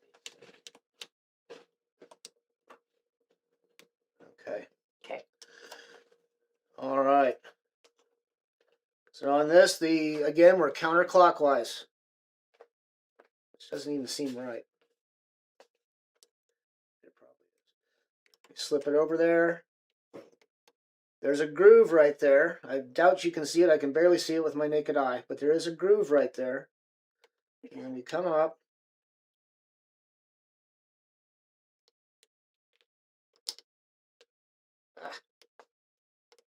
There we go. So I've come through that little groove, come back in front of this. There's a little hook right there. We're in the hook. We close that. Okay.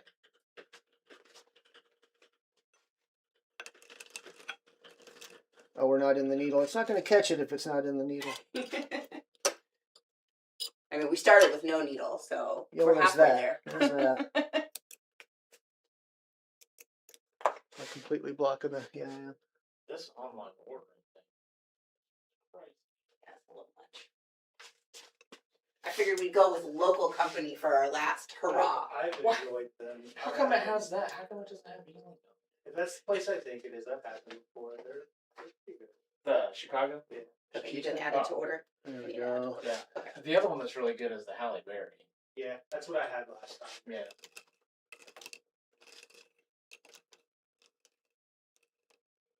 So now you can pick up the bobbin since you have the thread through the needle? Yeah. Just like so. Pretty simple. This one, Now do for me, would you do the bobbin one more time and then like pulling it back to get it to catch in? Like, I always have a hard time when I come back around this way and get it to catch. Yeah, it is hard. That's why I don't want to do it again. Oh, okay. It makes like a click or yeah, you can just feel it when it catches. it's just a matter of fishing it in there. Yeah. You know. See if I can. I probably can't even get it out. Yeah, there it is. Right. So we just got to get it in there. Yeah, you can feel it, and it does make a little bit of a noise. I don't know if you can hear it on camera, but that's the one thing with this one that I find that's way different with the 3 and 4 is that's where I have an issue on the 26 and the 20 is not getting it to catch in there, and it's all loosey goosey. And yeah, it definitely. I get and that's you can't cheat the path. You have to use it the way it was intended. Yeah. Gosh darn it. I just know that's usually the one place where frustrations happen. Screw. And then not getting it back through that foot that you're currently fighting. Right. So the thread sizes and the needle on your paper that you downloaded do not correlate. There are many charts online. There's charts, I believe, on the LMC website. Needle sizes for thread sizes. I think we have one in our catalog too. Right. Check that out. But it's the same principle.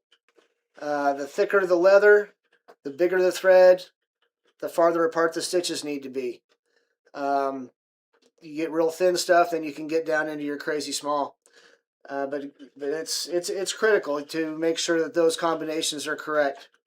And again, set something up, test it, make sure it looks like what you want it to look like before you start stitching your project. The next thing is tension. The majority of your tension on this machine is going to be right here at this knob. The principles are the same. We want overall tension, and then we want to balance.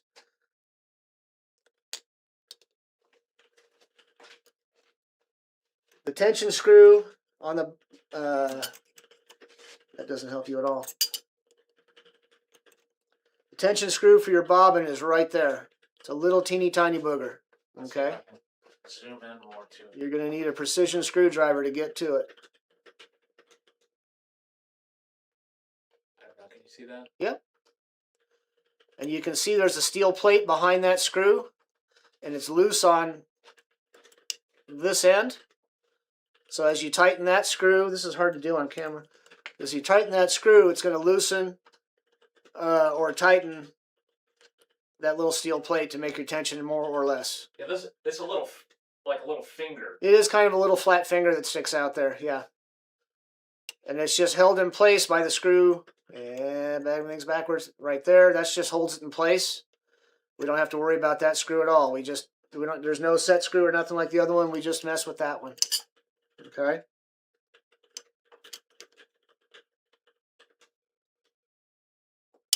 There also is a place to oil behind that guard. Yeah, right there's Don't another forget little red, that little, yep. You can see that little red hole right there. Those are your oil, again, your oil points. This one's kind of hidden underneath this plate. Don't forget it. All right, so remember you said that like green peppers weren't your favorite? True. So we've got a Yo Adrian that's a traditional Philly with That's what no I got. peppers. Perfect. That sound good? Yeah. All right. That, but I had it. That's the way they're done in Philly. All I right. didn't even think, well, I'm not going to say anything dumb. All right, all these other things that we talked about on the Class 4 are pretty much the same. You know, let yourself learn to use the machine. It's not an automated tool like those old Berninas where you can just stick a thread in here and push a button and it spits it out through the needle somehow. My dad calls that FM, which is freaking magic. This machine doesn't do that. We got to learn how to use it. The speeds, the ellipse of the feet, and the thicker material, shorter stitches, same deal. Presser foot tension, same. Back stitching is the same deal, but instead of having that lever, we push this down and hold it. down. Oh my gosh, this is annoying. Yes. If you're using both hands to hold your work, this is a good use for your elbow. You can just reach over there and knock it down. Okay. Back stitching, yep, we covered that, same deal. Accessories. Apparently this has a guide. I don't have a guide on mine. This is pretty cool. All right. Just a nice little guide that flips up and down out of the way. I'm going to have to talk to Dave about one of those. I like this a lot. That's pretty cool. There's no other plates. There are what we'll call off-brand accessories you can put on here to curl your material as you're rolling it through to make a folded seam. There's things you can get for this machine that I've never even seen, but I know they're out there. Again, LMC don't think carries them. There's a lady that makes a metal table for this one. Yeah. That's pretty nice. Yeah. And I think she makes it for the 3 and the 4. So you can put your little accessories on there. You'll. Well, it's just a hole instead of the Cloth table spinners. that goes in these holes. Yeah. It's a table. I don't know where it goes, but it's just a lot stiffer. Okay. Like it's not as. I feel like the table on this one has a little bend to it when you start to use it. Does it? I've never used it, so I don't know. I had a 20, or I had a 21. Yeah. And I hated the flatbed so much I traded it in for a 26. Yeah. And I don't even think I have a table. I don't like them. Yeah. I don't like the tables. You get used to using something, and that's pretty much it. So yeah, there's no extra plates. There's no different kind of feet. Troubleshooting's pretty much the same. Belt tension. Make sure your wheel's screwed on tight.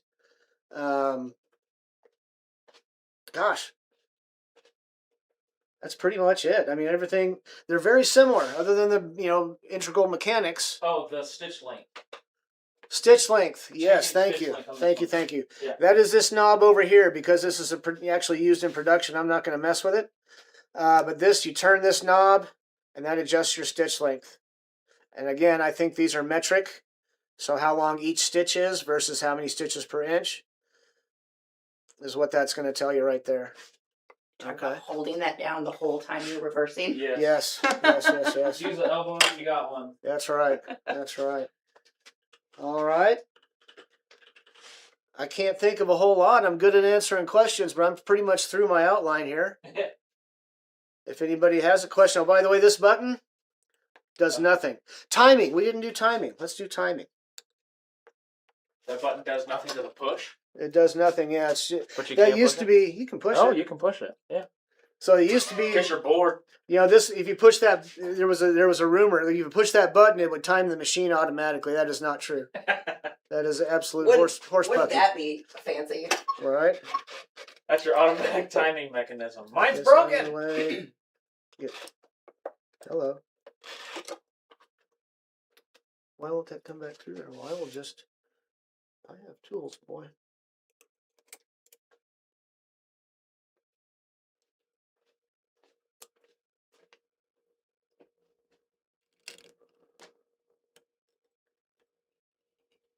Yeah, but Andy, let the machine pull the bob and thread back up. You don't need to fish it. Nope. You don't.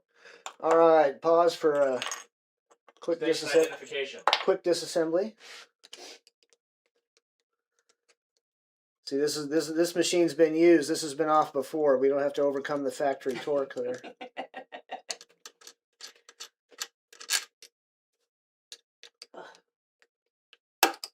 Hold your thread, guys. That's my biggest thing. Like when you start sewing, hold your threads. You gotta create that tension until the machine can do it for itself.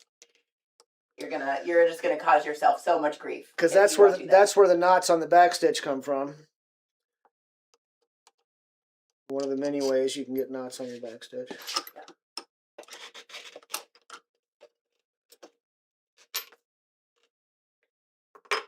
Had to take that bobbin assembly out like 3 times in 1 week because I just shouldn't have been sewing. I don't know what I was doing.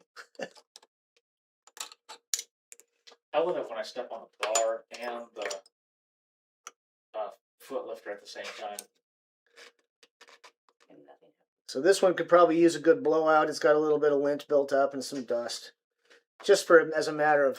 No, you kick the motor on if you step on the bar and Oh, lift the foot at the same time. It's real cool. Okay. Same kind of deal. We're coming down to the bottom of the stroke. Coming up 3/16 of an inch. Hold on just a second. Okay. You want me to turn No. put sideways? those anywhere. Oh my goodness. Okay. Thank you. I was gonna have to pick up put on her glasses to pick up the I'll glasses. pick up my glasses. All right, am I seeing what you need to see? Yes. All right. So you've got your shuttle assembly. You've got your hook. That's that little pokey bit right there. Okay. So as it's coming around all the way to bottom, it's going to come up about 3/16, and that needle should be right there. Okay. Also, so you can check the height of the needle. One easier way to check on this machine is if that eye is pretty much lined up with the top of that shuttle, it's in the right spot. Okay. So if your needle comes up 3/16 and your hook is like back here somewhere, you've got a problem. But if the hook's too far behind but the needle's still in the right place, you know your shuttle's out. We're not going to get too crazy because it's going to take a whole lot of camera angle stuff.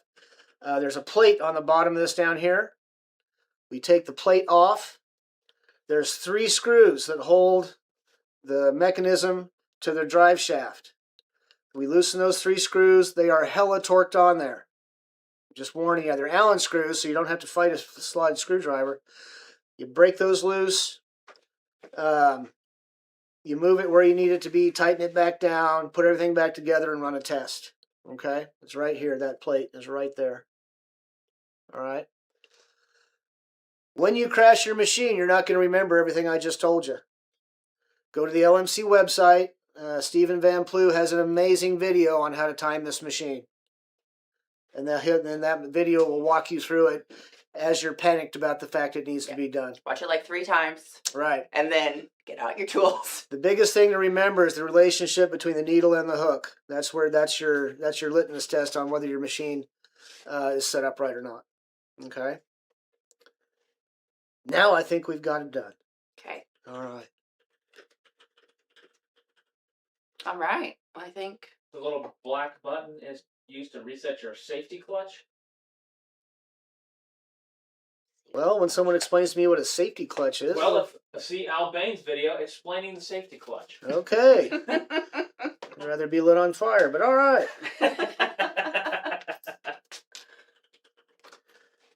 put this back together. Junk out of the way. There needs to be safety. Safety's for children and stuff. Yeah, I keep my clutch on my car. Mine says awesome. Possum. Usually that's what Meyer follows up with. Awesome possum.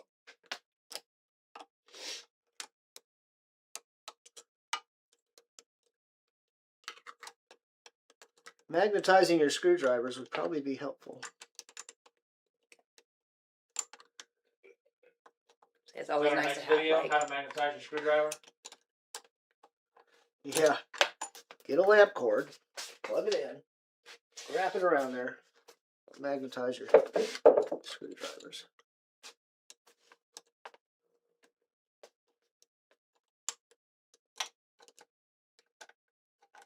Oh, one thing I forgot to mention, when you're working on stuff like this and your hand's all right next to the needle and everything, maybe it's a good idea to unplug the machine or at least turn it off.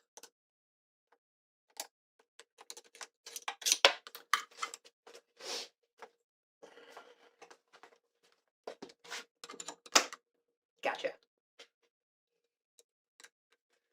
Otherwise, you might have a hole in your hand. Or two, or Or make it Yeah. worse. dogs run through and jump on the pedal, you know. Uh-huh. I do when we have Luna in here and we're gonna do a machine thing. I'm just like, all right, you need to go to the other room because she will. She'll just walk right over the top and then sew something or nothing. That definitely happens for those of you with doggos at home. Usually that's about the time I shut my door and I'm like, okay, dogs, you get to stay out there. I'm in here.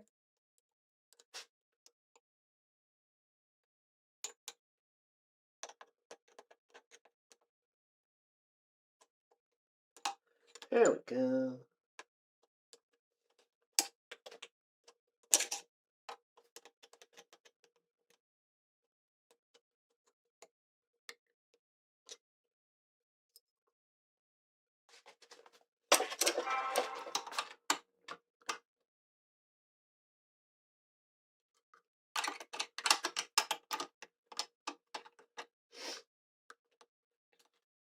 If it's the first or the fifth time that I'm taking apart a machine, I like to like take pictures before I take things apart.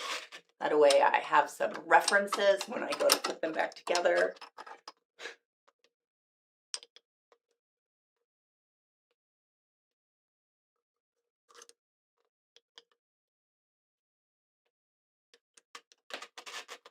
Something doesn't seem happy.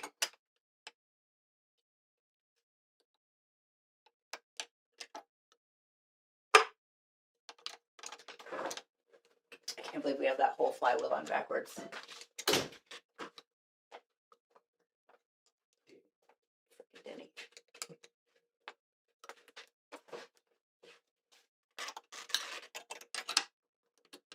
Okay. I think it's interesting. I'm looking around the hole in this feed dog. It is just chewed to death. Like it has been wrecked a few times. Well, and that is the caveat of allowing your just staff to run a machine. You get some people that are more better and less better at running the machine. Uh-huh. So, classroom kind of stuff.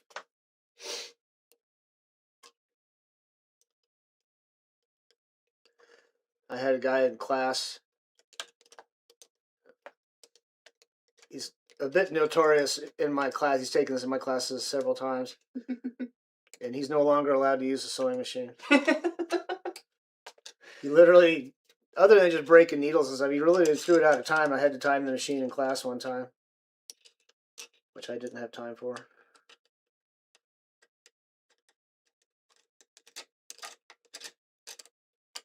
I will say one thing that Rusty talks about a lot when it comes to just sewing machines is you know, a lot of people, there's used machines out on the market, and that's all well and good, but just realizing that when you buy a used machine, you are buying all of the past sins of the owner. Fact. And so just realize that you're gonna be getting something that's probably either they've ran it a certain way, like whatever they've done, you just now get to figure out all of that for yourself. And they're gonna tell it runs fine. Mm-hmm. Barely used. And that might be true, but the couple of times they used it could have been a rough start. And that's not to say you shouldn't buy a used machine, but just know that you're probably in for a little bit more work on your end than buying a new one.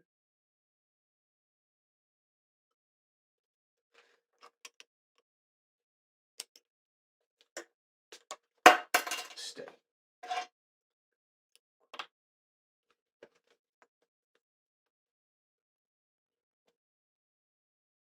It's entirely possible this needle's a little small for this thread.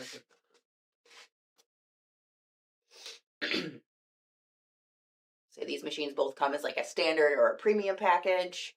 Like the premium package on the class 4 includes all of the feet options. The standard doesn't. It includes the table if you wanted to turn it into a flatbed. You get, you know, more packs of needles. Maybe you get a couple more additional spools of thread. And then also you can get them as an EPS or just the standard servo motor. The EPS is pretty cool. Do you run with one? I don't. I have a used Juki machine that has one. Mm-hmm. And I was playing with that, and it was pretty cool. And then I put a newer servo motor on it. And then the old EPS wouldn't work. The plug doesn't work with the new servo motor. Oh. So now I technically have one for my machine. I just haven't put it on and played with it yet. Yeah. I know we talk like if you're doing a lot of production and you're running pretty similar projects, like that could be a really handy thing for you to have. Oh, yeah. If you're doing one-off custom stuff, it may not make too much of a difference in your life. Right. A friend of mine is also a cowboy holster maker. Has made the statement quite loudly that he will not do bullet loops without an EPS. Oh, So, I could see that. right? Yeah. So that's really my only motivation Interesting. to put that on there is to see about those tiny little short stitches over and over and over again. There you go. There's a nice use for an EPS. That's it. Very cool.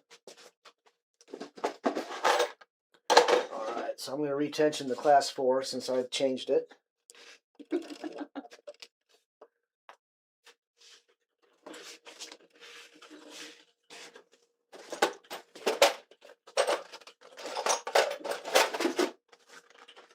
Put my glasses away too early.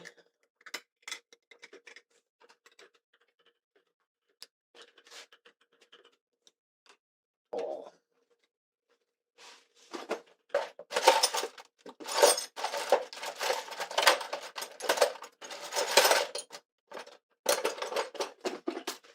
See if we got a tiny enough screwdriver over here.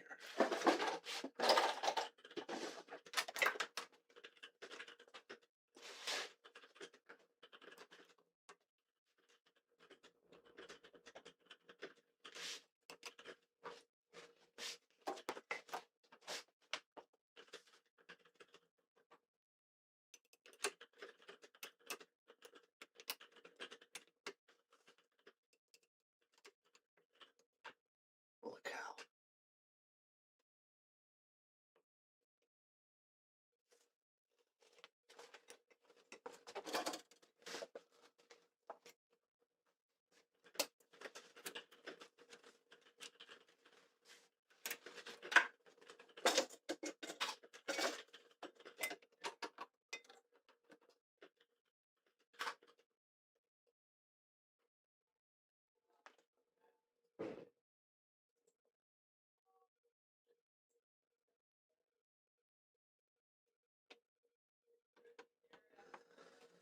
Guess we can put the plate back on. This guy.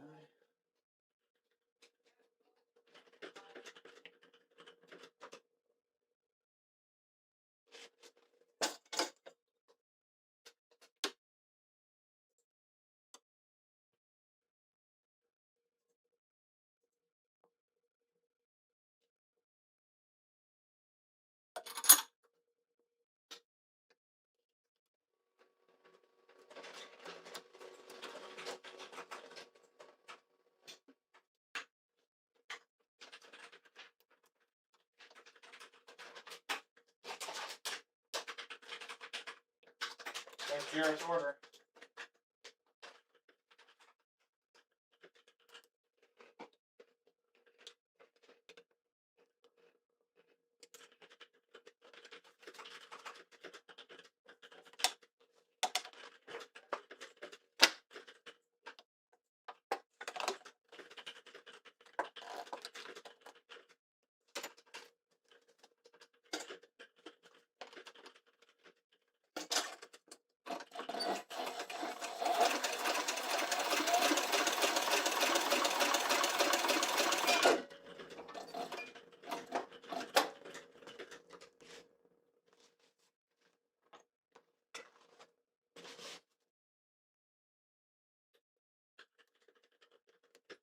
Like I knew what I was doing.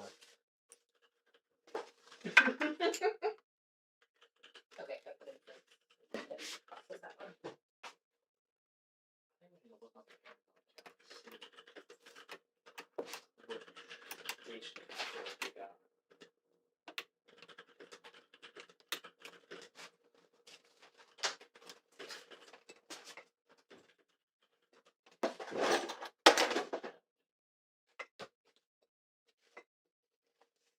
The one we just got or the one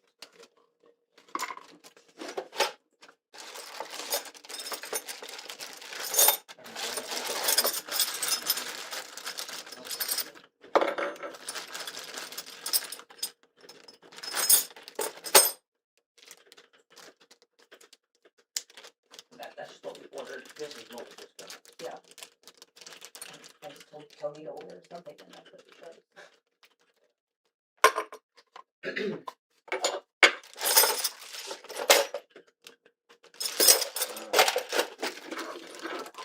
Those two, Oh, yes. you put them back where you need to, or Sure however you want. will. All right, so we've got this one retention. It should be good to go. Okay. And everything should be. And this came with a screw? Yes, that came Okay, with the screw, which perfect. I was surprised to see.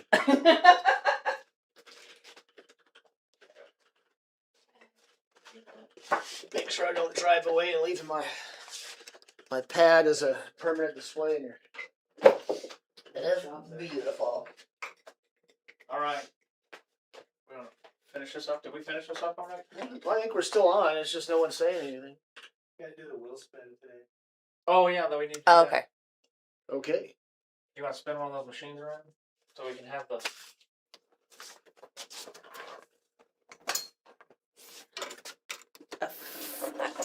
There's the table. Well, this ought to be interesting. You're spinning. You spin it. This is what people get today. Oh, that's what I'm gonna. Yeah. This All is right. what the weekend.